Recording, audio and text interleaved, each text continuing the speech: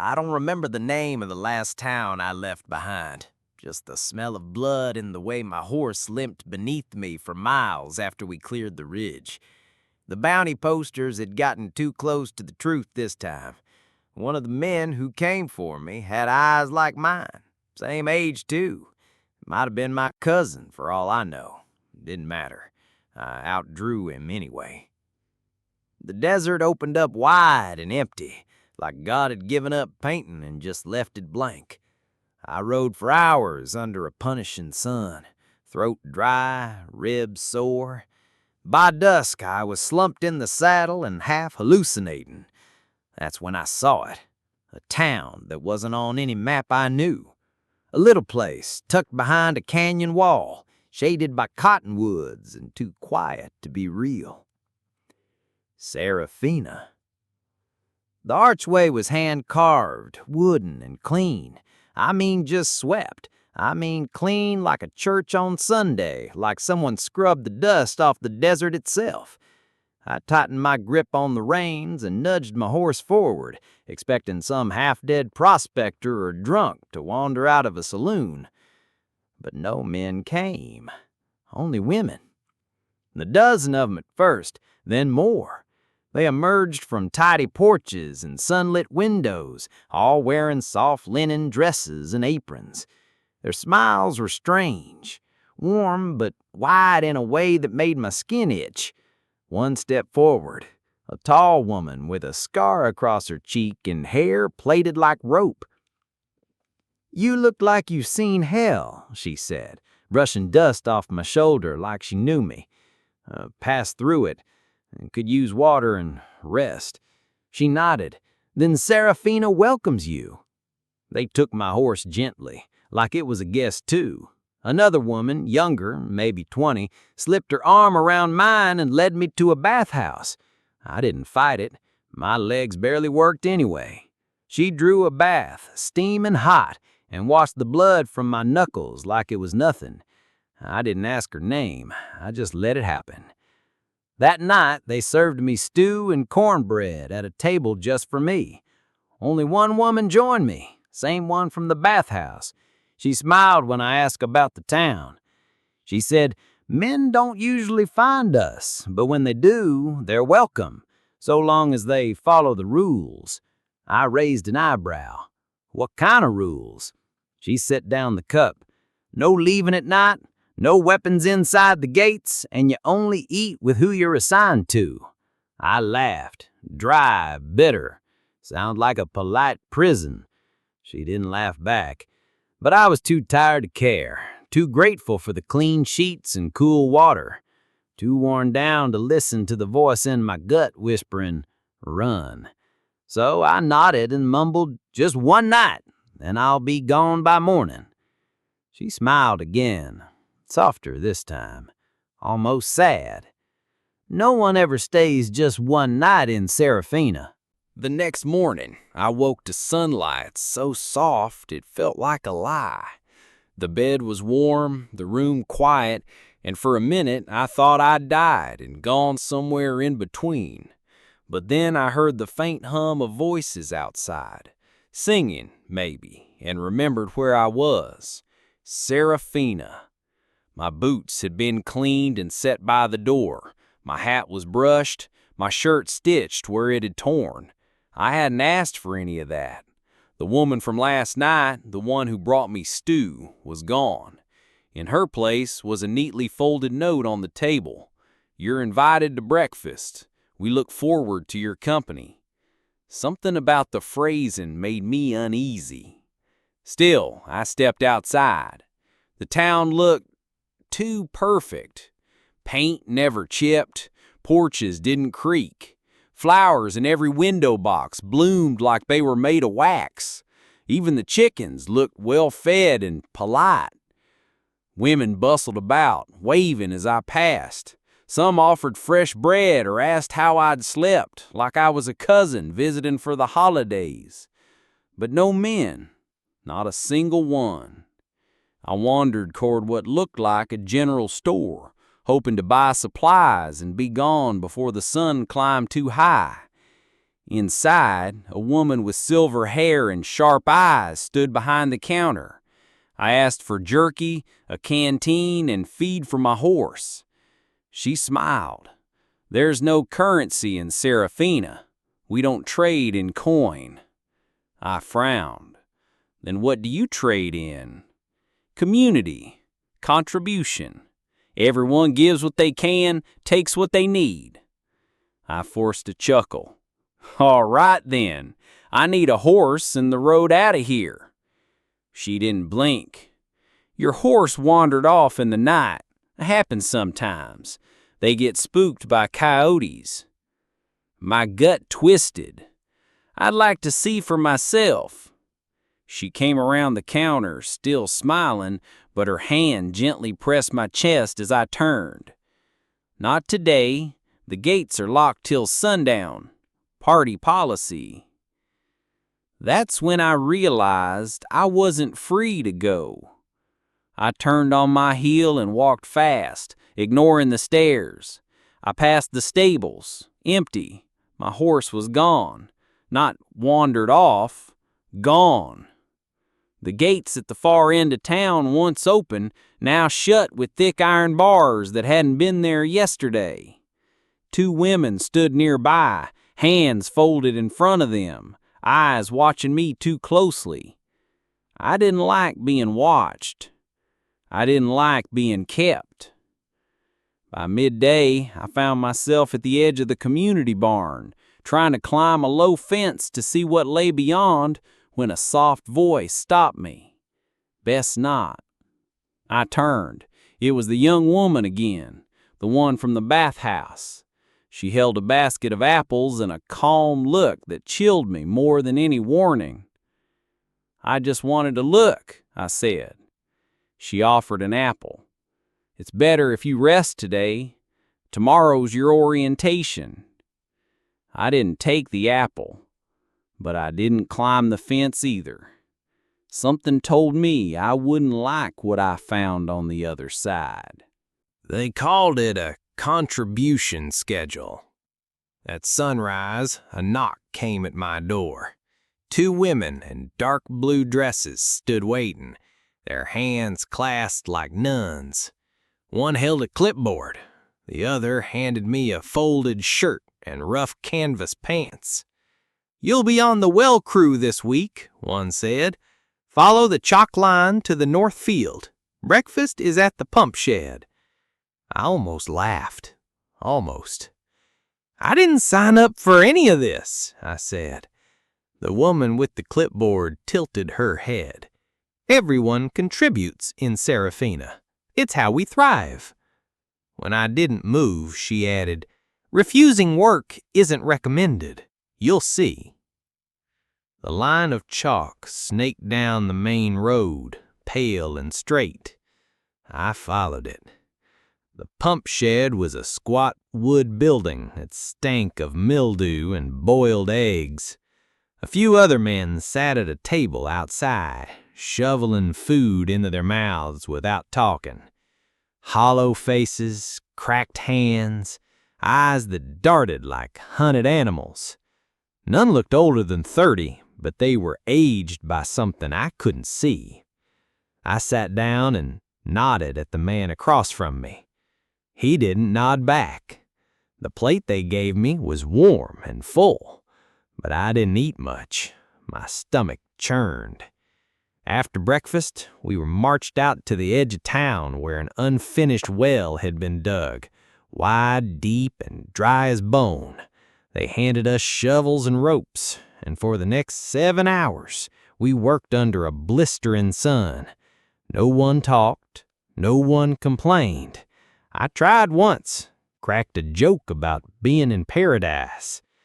The man beside me winced like I'd struck him. Around midday, I caught one of 'em, a skinny fellow with sunken cheeks and a busted lip, slipping something into my shirt pocket while the others weren't looking. He didn't speak, just moved on like nothing happened. Later, I ducked behind a water barrel and unfolded the slip of paper. Obey or disappear. I read it twice. Then again, my hand shook. That night, I skipped the community dinner and pretended to be sick. The woman assigned to me for the evening brought soup anyway. She sat across from me and watched me eat it. Every bite felt like poison, even though it tasted fine. When she finally left, I bolted the door and checked the windows. No locks, just shutters. I laid in the dark and thought of the other men, all of them beaten down into silence, like their souls had been taken one chore at a time. This wasn't a town. It was a trap. The kindness wasn't kindness. It was camouflage. And I knew now, if I made the wrong move, I'd vanish just like the others. It was near midnight when the knock came. Not loud, not urgent, just 3 soft taps against my door, like a mother waking a child. I'd barely slept, too keyed up to do anything but lie still and count shadows. When I opened the door, 2 women in dark shawls stood there, holding lanterns that flickered low and orange. "Time for circle," one whispered. "I didn't sign up for any." The other cut me off with a look so cold it made my teeth ache. "Now." They didn't wait for an answer, just turned and walked into the night, expecting me to follow. I did. We wound through the narrow alleys between homes, past moonlit porches and sleeping gardens. The town was silent, too silent, like it had been emptied for a funeral. But then I heard it, humming. A low, steady hum rising in the distance, like bees trapped in a jar. They brought me to the center of Serafina, where a clearing opened wide beneath the stars. A ring of torches flickered in a perfect circle, surrounding a statue I hadn't noticed before. Tall, pale, and haunting. It was a woman in long robes, arms outstretched like she was blessing the earth. Her stone face was cracked but serene. "Mother Serafina," one of the women said reverently. The entire town had gathered around the statue, all women, all barefoot, all watching me. There were no children, no laughter, just that humming, low and steady as they made me kneel in the dirt. A third woman stepped forward, older than the rest, with white hair braided down her back and eyes that looked straight through me. She carried a thin leather book and a cane wrapped in red cloth. "You were seen walking unassigned, past curfew, near the barn." I didn't answer. "This town survives on order, on obedience. You will submit to the circle or be removed from it." "What the hell does that mean?" I growled. She raised the cane and brought it down across my back before I could blink. Pain exploded through me. Then another strike, then another. The crowd never flinched. The humming just grew louder. They made me kneel before the statue and repeat phrases. "I am nothing without the circle. My will is the will of the community. Serafina saves those who serve." Each time I hesitated, the cane found another patch of skin to bruise. By the end, my voice was hoarse and my back slick with blood. Then silence. The circle dispersed as quietly as it had formed. The woman with the cane leaned down, whispering just loud enough for me to hear, "You will work harder tomorrow, and you will smile." I collapsed in the dirt, burning with shame and rage. My hands clenched so tight I thought my bones would snap. That night, as I crawled back to my room, I stopped playing along. No more polite nods, no more quiet compliance. They thought they'd broken me, but all they'd done was sharpen my edge. I woke to the sting of dried blood and a knock that came too early. My body screamed when I moved, every welt and bruise from the midnight trial lighting up like fire under my skin. I didn't answer the door, didn't plan to move at all, but someone entered anyway. Not one of the women, not one of them. A girl. Couldn't have been more than 16, maybe younger. Tan skin, sun-bleached braids, and a wary look in her eye that told me she's seen things no child should have. She stepped in, closed the door behind her, and set down a cloth-wrapped bundle on the table. "I brought you water and a bandage," she whispered. I didn't move. "Who are you?" I rasped. "Name's Liza, born here, but I don't belong here. Not really." She moved quiet and quick, like someone used to hiding, unwrapped the bundle, strips of linen, a small canteen, and a few stolen pieces of bread. "You shouldn't be here," I muttered, still eyeing the door. "You could say the same to you," she said. "But it don't matter now. You're marked." I stared at her. "You mean the beating?" "No," she whispered. "You're not one of them. They see it. That's why they'll make you disappear." She said it so calm, like it was a fact of nature. I finally sat up, hissing in pain. "Disappear where?" She hesitated. "There's a place, near the barn. Men go in, they don't come back." I blinked. "You've seen it?" "I've watched it. I've counted. There used to be 17 men here. Now there's 5. You're the 6th. You think the others just left?" I swallowed hard. "Why are you telling me this?" She hesitated. "Because I don't want to be next." I looked her over, saw the dirty fingernails, the raw skin on her palms, and the way her eyes flicked to the corners of the room like she expected the walls to have ears. She wasn't just scared. She was waiting for a moment, an opening. "I want out," she said, "but I can't do it alone. You're the first one they haven't broken. That matters." I laughed bitterly. "I can barely stand and you want me to run?" "No," she said. "I want you to help me burn it down." That shut me up. We sat in silence for a while. Then I asked, "How?" "I know things. Where they hide keys, which nights they switch the guards, where the blind spots are in the watchtowers. I've been planning this since I was 12. I didn't say yes right away. I didn't trust her. Hell, I didn't trust anyone. But something about her reminded me of my little sister, the one I left behind years ago when I took my first bounty and never came home. The same fire, same stubborn streak.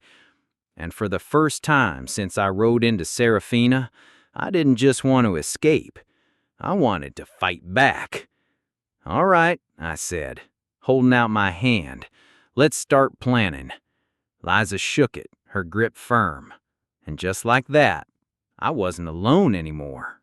Liza moved like smoke, in and out of rooms, past locked doors and silent streets. For the next 3 nights, she guided me through Serafina's underbelly. We never spoke above a whisper. We never lit a lantern. But with every hour, the town's secrets unraveled. There were tunnels, deep, narrow shafts beneath the chapel and the schoolhouse, carved through rock and earth. She showed me an old cellar with a trapdoor hidden beneath barrels of pickled vegetables. It dropped into a shaft that snaked beneath the town, branching off into older ruins, places even the women didn't go anymore. One of those tunnels led to the barn. The first time I saw the door, I knew something was wrong. It wasn't like the others. Steel, not wood, bolted shut from both sides, with rusted blood stains on the hinges. The smell hit me first. Rot, sweat, something deeper, older. Liza covered her nose. I pushed it open.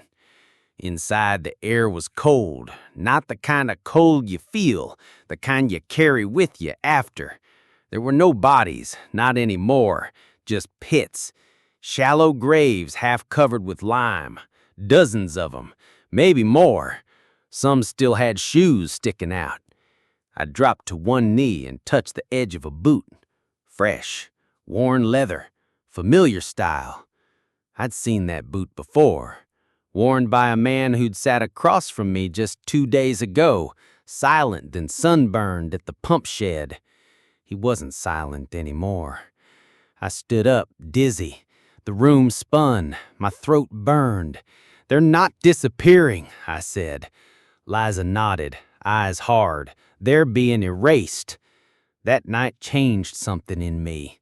I'd already been angry, already humiliated, sore, trapped. But now I was furious. This ain't just a prison, it's a damn slaughterhouse. We crept back through the tunnel and sat beneath the chapel steps until dawn. That's when Liza told me about Founding Night. She said every year they hold a celebration, a renewal. They dress in white, dance around the statue of Mother Seraphina, chant, burn candles, all night long. "No guards?" I asked. She said bare minimum. It's the one night they drop their guard. The town's too busy patting itself on the back. I chewed on that for a long moment. "That's when we go." She nodded. "I'll prep supplies. You'll need your strength." "Where's my horse?" "Gone. But I know where they keep the spares. In the east pasture." I smiled grimly. "We ride or we die." Liza didn't blink. "I'm ready." And I believed her. That night, I didn't sleep. I just laid there with my hand over my ribs and my mind on fire, listening to the faint wind outside.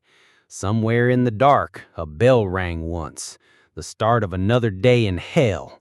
But our last day here was coming, and by the time it ended, Seraphina would burn. Founding night began with bells, slow, mournful chimes that echoed through the canyon like the town itself was holding its breath. Every woman wore white, every window glowed with candlelight. The statue of Mother Seraphina had been draped in silk, its face adorned with fresh flowers and red clay markings that looked like blood. Liza and I moved before the sun was fully down. She wore a robe she'd stolen years ago, plain, white, hooded, just like theirs. I wore dirt and bruises and the kind of pain that doesn't wash off. She passed me a flask of kerosene and a matchbook. "Statue first," I whispered. She nodded. "Then east wall." We moved through alleys and shadows, weaving past homes filled with song and ritual. The women danced around the statue in slow circles, masks over their faces, arms raised in eerie, practiced rhythm. Their humming sent chills down my spine. It wasn't a celebration, it was worship. Liza slipped into the crowd without a hitch. I ducked low behind a trough, waiting. When she gave the signal, a single dropped white lily near the statue's base, I moved. In seconds, the kerosene was poured. In one flick of the match, the whole thing went up. At first, no one noticed. Then a scream tore through the silence. Flames reached the statue's shoulders. The silk caught like dry grass. Masked women scattered, some falling to their knees, others shouting prayers like they could smother the fire with faith. Liza grabbed my arm. "Go." We ran. Alarms sounded, deep, gong-like bells that throbbed through the night. The white-robed crowd turned into a mob of chaos. Orders barked, footsteps thundered, doors slammed, but no one knew who to chase. The fire had stunned them, cracked the perfection wide open. We raced past the chapel, over the barn, through the tall hedges near the east pasture. My side burned, the old knife wound from my last bounty fight tearing open again. Blood soaked my shirt, but I didn't stop. Couldn't. The outer wall came into view. 3 horses were tied just beyond it, spooked, but still tethered. Liza reached the fence first. She climbed fast, faster than I thought she could. She landed on the other side, crouched and breathless. I followed. Halfway up, I heard them. Behind me, shouting, a knife slicing air. Something hot sliced across my back. I dropped low, scrambling up the rest of the way as pain bloomed across my side. I didn't look back. Liza grabbed my wrist and hauled me the final stretch. We hit the ground together, rolling hard. The horses reared. She grabbed one's rings. I pulled myself up, coughing blood.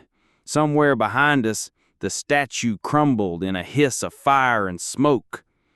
We mounted fast, and then we ran. We didn't stop, didn't look back. The wind tore through my hair and blood soaked my shirt, but I'd never felt more alive. Beside me, Liza hooped, not in victory, but in rage, in relief, in something older and deeper than either of us could name. We didn't win, but we got out. And in a place like Serafina, that's a victory no one ever earned before. We rode till the horses couldn't go any farther. By dawn, we were 20 miles from Serafina, resting on a bluff overlooking the desert. My side was caked in dried blood, and every breath came with a stab of pain, but I was alive. More than that, free. Liza sat beside me, arms wrapped around her knees, eyes on the smoke in the distance. It curled into the sky like a final warning, like the desert itself was trying to forget what happened. She didn't speak for a long time, neither did I. Finally, she asked, "Do you think they'll come after us?" I shook my head. They've lost the illusion. The fire cracked it wide open. That place only worked 'cause no one believed it could exist. Now they'll hide, lick their wounds. She nodded slowly, jaw tight. "So that's it? We just ride away?" "No," I said. "We remember. We warn others. We don't let them rebuild." She looked at me then, her face harder than any teenager should be. "You think anyone would believe us?" "No," I admitted, "but that doesn't matter." We sat in silence again. The sun crept higher. Buzzards circled in the heat waves beyond the ridge. She asked me, "You still got family?" I hesitated. "Had a sister, long time ago. Lost touch after I started running." Liza didn't press. She didn't have to. The silence between us said more than words ever could. I handed her my knife. She frowned. "What's this for?" I said, "You're gonna need it. I'll teach you how to use it, how to survive out here, hunt, ride, hide when you have to. You can't ever be someone's prisoner again." She took it slowly, nodding. "All right, what about you?" I coughed and smiled weakly. "First I stopped bleeding. Then we head east. Town's out that way. Maybe someone will give us work." She stood up, brushing dust off her pants. "And after that?" I shrugged. "Keep riding. Maybe make noise. Maybe let the world hear what Serafina tried to hide." Liza squinted at the distant horizon. "You think we're the only ones who ever escaped?" "Maybe," I said. "But if we're not, they'll know we're out here. And if they're still in there, maybe hearing about us will give them the guts to fight." She smiled, just a flicker, then she whistled for the horses. We saddled up slow, no rush now. The sun was hot, the road long, but we were finally moving on our own terms.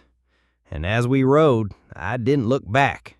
Serafina was smoke now, a story, a ghost. But I carried it with me. Every step, every breath, every scar. It reminded me that evil can hide behind lace curtains and friendly smiles, that prisons don't always have bars, and that sometimes the only way out is through the fire.